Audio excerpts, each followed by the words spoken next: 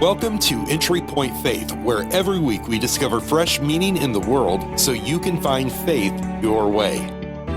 And now, please welcome your host, Pastor Nancy Lafferty.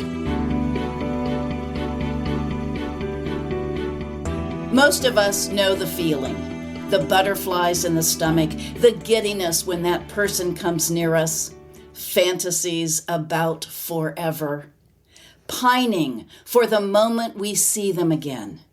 This person is perfect. This person is my dream come true. At last, I have found my soulmate. Is it love or is it infatuation?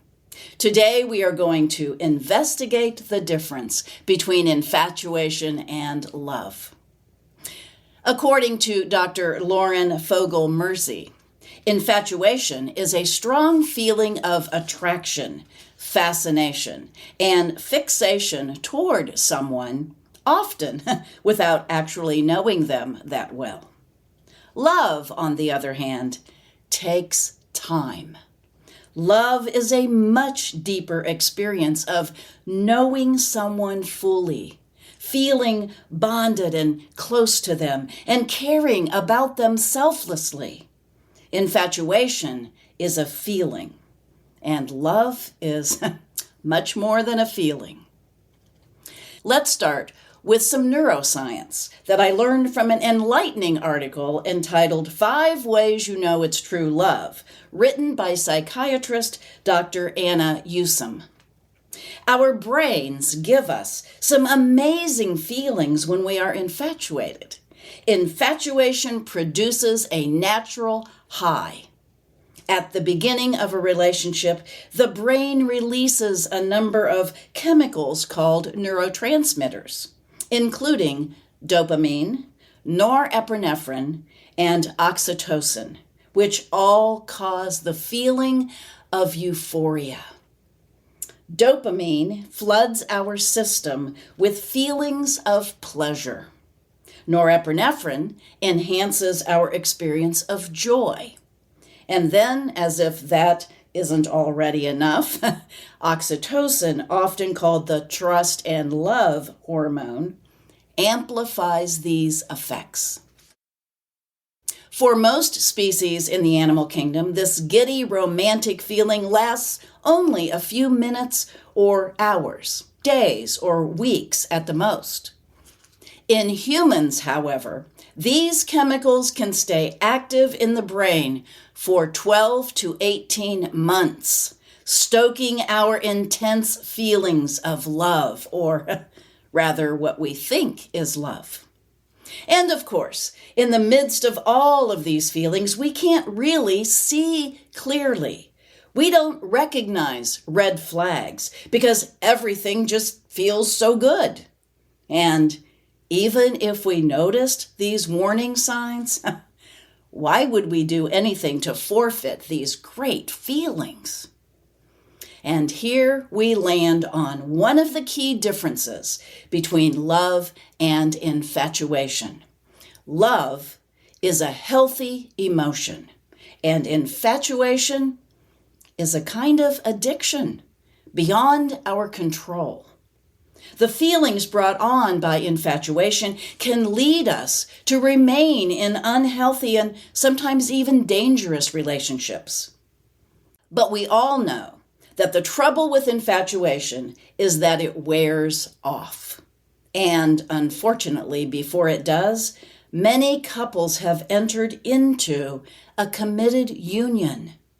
Sometimes, by the time the mist of infatuation clears and any warning signs come into full view, people's lives are intertwined in ways that have legal and social, financial, occupational, and emotional ramifications. In contrast to infatuation, true love invites honesty and authenticity. You can't truly love somebody without really knowing their core essence, what makes them tick, their hopes and dreams for the future, the longings of their soul, the passion in their heart, and the values that make them who they truly are. When two people meet for the first time, their physical attraction and powerful brain chemicals of infatuation give the participants the false sense that they have literally fallen in love at first sight. This feeling actually impedes our ability to have any real, authentic connection. Besides, it's difficult to make a connection between two people who are on their best behavior, wearing people-pleasing hats, and trying to hide the most unlovable parts of themselves. Infatuation seeks connection, yet fails to achieve authenticity. Elizabeth Gilbert, author of Eat, Pray, Love, writes these words: "Infatuation is not quite the same thing as love. It's more like love's shady second cousin who's always borrowing money and can't hold down a job." The only way the building blocks of true love can emerge is when we are willing to show somebody who we truly are, including the parts of us that we fear are unlovable. We need to discover whether or not we share values, mutual respect, and a compatible vision for our future. Once we are honest with ourselves and with each other, we will see the truth. And as the Bible reminds us, the truth will set you free. Otherwise, our would-be self ends up having a fantasy relationship with their would-be self, and no authentic connection is made. In order to make the transition from infatuation to love, we need to recognize that our infatuation is not really with the person, but with our projection, where we take all of our hopes and wishes and dreams and fantasies and project them onto the other person. When we are in the middle of this stage of our relationship, we only see in the other person what we want and expect to see in them, not them as they truly are. Then, as the feelings of infatuation wear off, and we see our partner for the first time as they truly are and not what we have been projecting, it can leave us feeling confused and heartbroken, and almost as if we've been lied to, like we never really truly knew our partner. If our relationship stands the test of time, the illusion will eventually melt away and we will see the other person more clearly, imperfections and all. No longer blind, here is where the real decision must be made. Is this the person I want to love? If so, am I willing to open my heart to love and accept them fully and completely exactly as they are? Am I willing to love this person without trying to change them? If we are willing to answer yes to those questions, then we have a wonderful opportunity to experience genuine love in our future. Our efforts to love another person will never be perfect.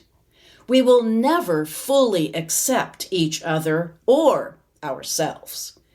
But if we can shoot for the kind of love found in this passage, we will be light years away from infatuation. Love is patient. Love is kind. It does not envy, it does not boast, it is not proud. It does not dishonor others.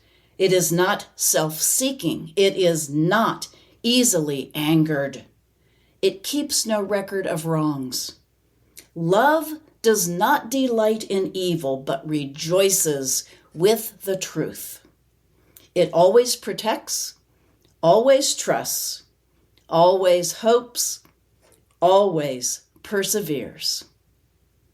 Amen.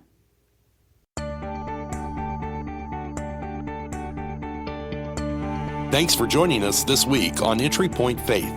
The Entry Point Faith community meets every other Sunday at Conner Prairie in Fishers, Indiana. For more information or to join in person, visit entrypointonline.org. Entry Point Faith is a part of the Switchpoint Media Network. Find a variety of podcasts by visiting switchpoint.media.